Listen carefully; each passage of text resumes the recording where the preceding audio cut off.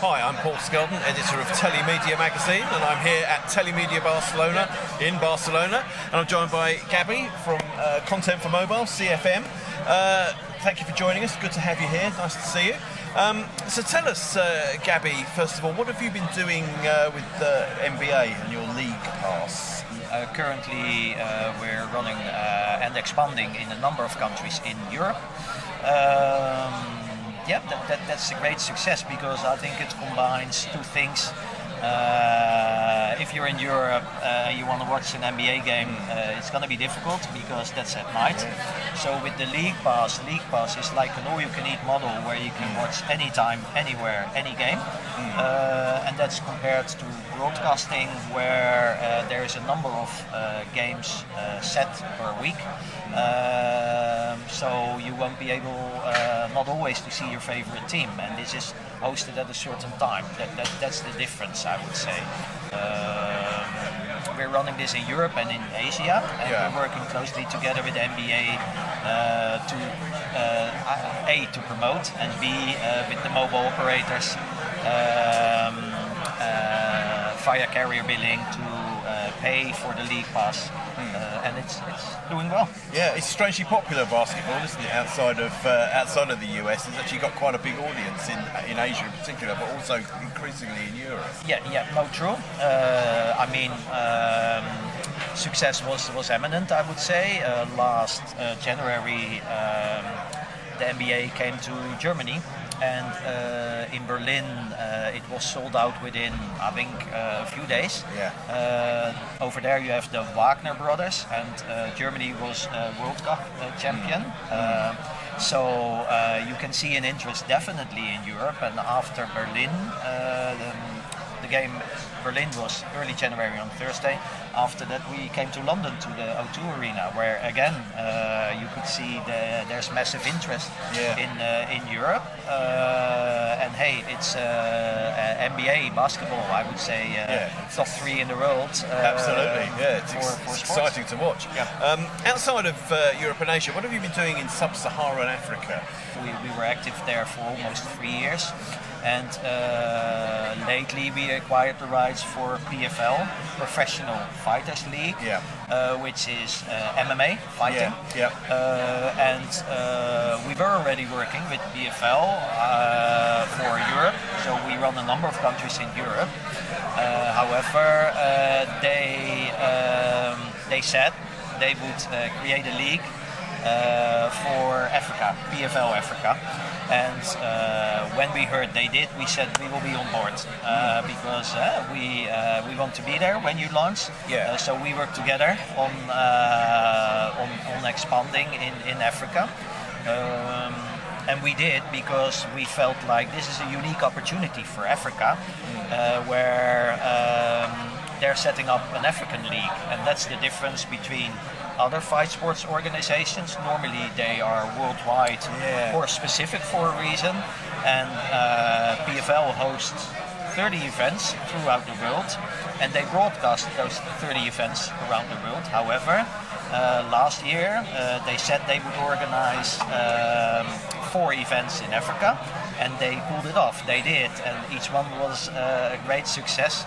And the first one they did was in Cape Town, where we were when they made history. That was awesome. Yeah, they did Rwanda, I believe, and Benin.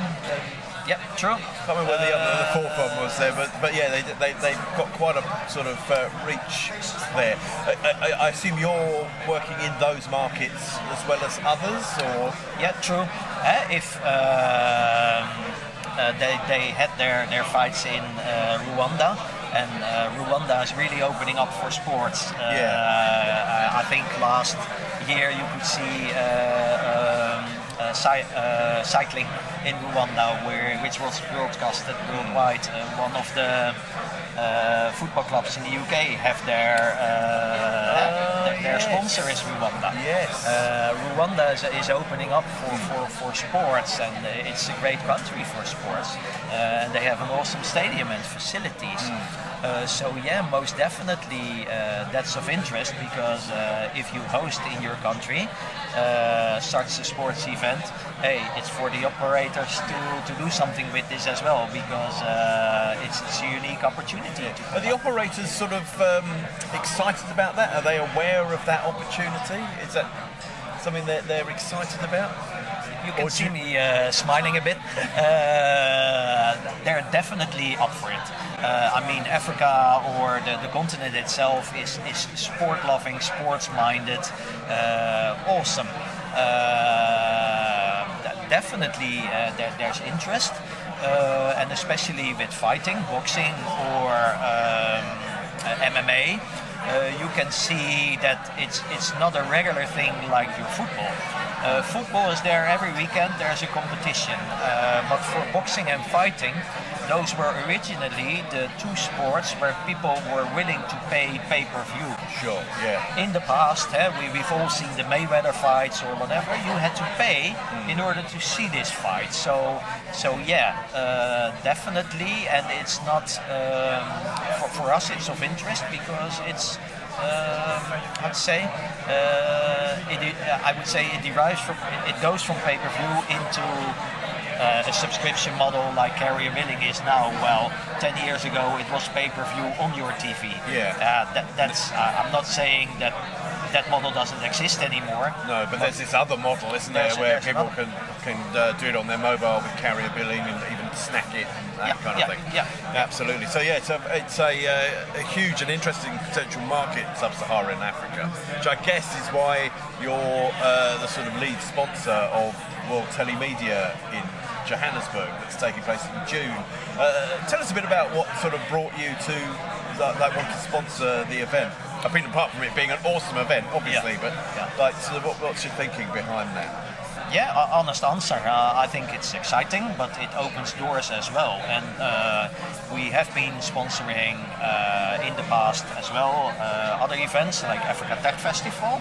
And but when we heard that Telemedia was coming to Africa, we said, okay, if you do, we will back you. And that's for a reason, because we feel there's unique opportunity in Africa. But I understand, considering these days you see now, there were a few African parties which were coming to Europe, and well, you know how the world is like. Yes, so absolutely.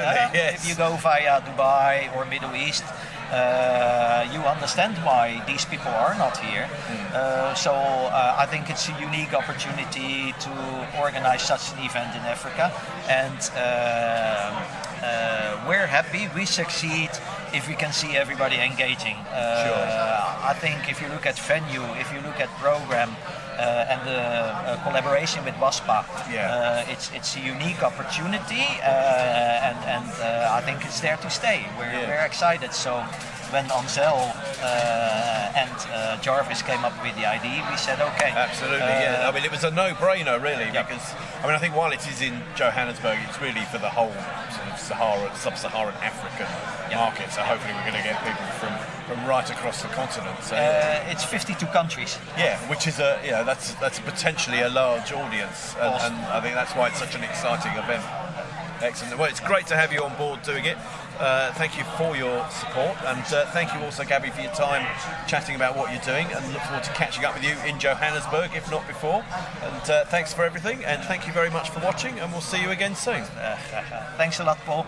See you there in Africa. You will indeed.